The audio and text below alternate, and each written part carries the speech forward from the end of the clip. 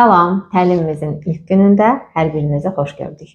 Mən Aynur Əlləzova, Turqun Öcərol Təlim Mərkəzinin həm təsisçisiyəm. Təlim müddətində biz sizinlə turizm sahəsində olan ən vacib, praktik və nəzəri biliklərə yiyələnəcəyik. Heç düşünmüsünüzmü, insanlar nəyə görə səyahət edirlər? İnsanların səyahət məqsədləri fərqli ola bilir. Bəzi insanlar sadəcə səyahət eləmək və istirahət eləmək məqsədi ilə səfərə çıxırlar. Bəzi insanlar yeni bir yerlər görmək, yeni mədəniyyətlər kəşf etmək üçün səyahət edirlər. Bəzi insanlar sağlamlıq, biznes, shopping və sair məqsədlərlə səfərə çıxa bilirlər. Təlimimiz müddətində biz insanların səyahət məqsədlərini daha dərindən anlayacağıq, həmçinin bu böyük turizm sənayesinin necə işlədiyini daha da dərindən öyrənəcəyik. Sonuncu səyahətimdən qayıtdıqdan sonra əslində özüm bir mövzu üzərində düşünürdüm ki, səyahət edərkən əslində ölkəmizdən, olduğumuz yerdən, adət elədiyimiz vərdişlərimizdən uzaqlaşırıq. Fiziki olaraq özümüzdən uzaqlaşırıq kimi gəlir bizə. Lakin mənəvi olaraq bu uzaqlıq necə olursa insanı özünə daha da yaxınlaşdırır.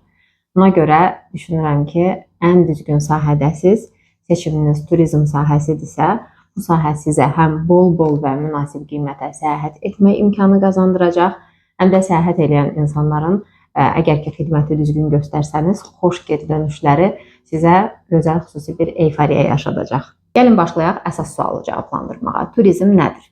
Bəzi insanlara görə turizm sadəcə səyahət, səfər eləmək deməkdir. Lakin əslində isə turizm özündə iqtisadiyyat, mədəniyyət, tarix və özəlliklə xidmət sahəsini birləşdirən böyük bir sahədir. Lakin bunun tərifinə getsək, turist sözünün daha dərin anlamına getsək, Beynəlxalq Turizm Təşkilatına görə turist minimum 24 saat, maksimum isə 1 il daimi yaşayış yerindən uzaqlaşıb kənarda qalan şəxsdir. Turizm bir neçə yerə bölünür. Gəlmə turizm, yəni incoming turizm, getmə turizm, yəni outgoing turizm və ölkə daxili turizm, yəni inbound turizm. Getmə turizm bizim əsas profilimizdir. Təlimimiz müddətində biz getmə turizm növünü öyrənəcəyik. Getmə turizm o deməkdir ki, biz Azərbaycandan, Azərbaycan vətəndaşlarını digər ölkələrə səyahətə göndəririk, onların ümumi səyahətini planlaşdırırıq. Incoming, yəni gəlmə turizm, digər ölkələrdən ölkəmizə, Azərbaycana turistlərin cəlb olunmasından məşğul olan turizm sahəsidir. Və bir də var bizdə inbound turizm, hansı ki, ölkə daxili vətəndaşların bir şəhərdən digər şəhərə səyahətini planlaşdırır və ölkə daxili daşımana məşğuldur. Müxtəlif regionlarda tur proqramlarının, ekskursiya daxil olan tur proqramlarının həyata keçirilməsindən məşğuldur. Həmçinin inbound sahəsində yerli otel rezervasiyasını yerli müştərilər üçün bron olunması da bu sahəyə aid olunur. İlkin girişləri verdik, indi isə gəlin turizm coğrafiyasına baxaq. Nəyə görə bəzi ölkələr digər ölkələrdən daha çox turist qəbul edirlər və ümumiyyətlə dünyada ən çox turist qəbul edən ölkələr hansılardır? Ümumiyyətlə bir ölkənin daha çox turist qəbul eləməsində bir çox amillər var. Bəziləri iqliminə görə, bəziləri tarixi irsinə, tarixi abidələrinin çoxluğuna görə çox turist qəbul edə bilirlər.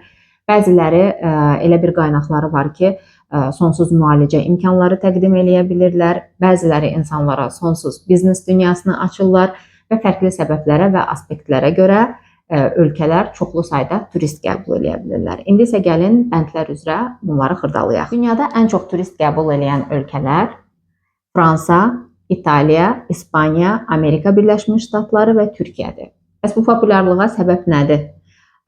Misal üçün, ilk səbəblərdən biri, ən çox turist qəbuluna təsir edən aspektlərdən biri iqlim, hava şəraitidir.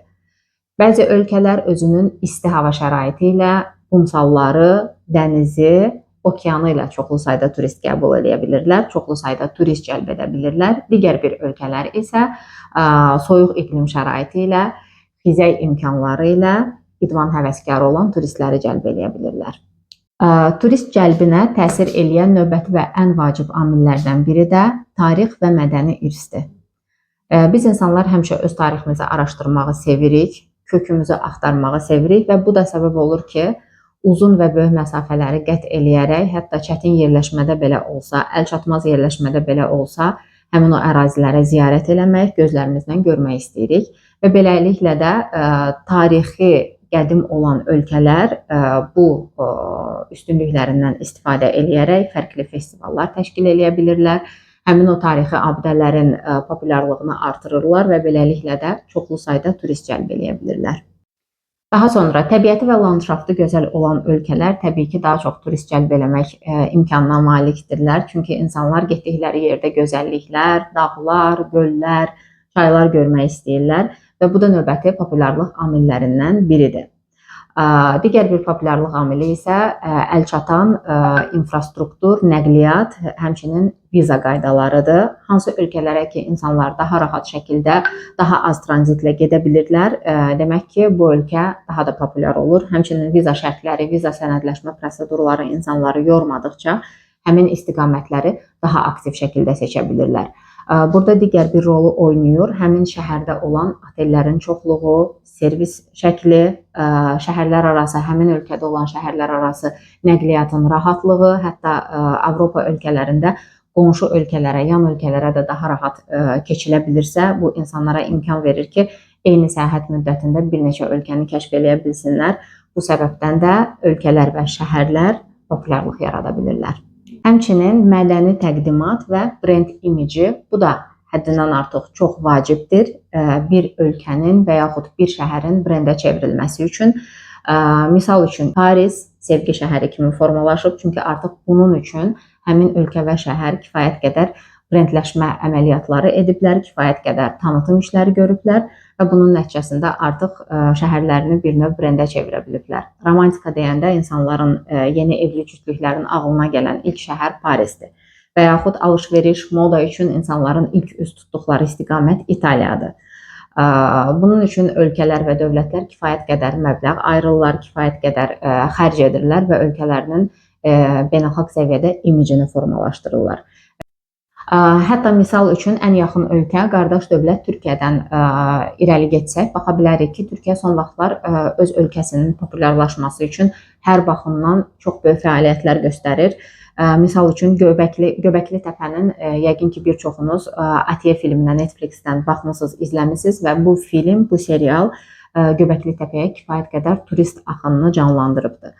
Turizm sadəcə xəritə üzərindəki nöqtələr deyil. Bəli, biz xəritəni də bilməliyik, buradakı nöqtələri də tanımalıyıq, ancaq anlamalıyıq ki, hər bir şəhər, hər bir region turistə özünün tarixini təqdim eləyir.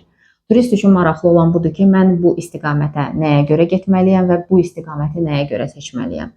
Əgər bu sualın cavabı doğru formada təqdim olunarsa, həmin region turizmin inkişafına nail olacaq. Biz gələcəkdə növbəti dərslərimizdə bu dinamikanı daha dərindən öyrənəcəyik və turizmin fərqli istiqamətlərini turistlərimizə necə təqdim eləyəcəyik, hansı istiqamətə getməklərini onlara necə yönəldəcəyik və hansı suallara necə cavab verəcəyik ki, daha çox turist satışı və turist müraciəti əldə edə bilək, bu mövzular barəsində danışacağıq.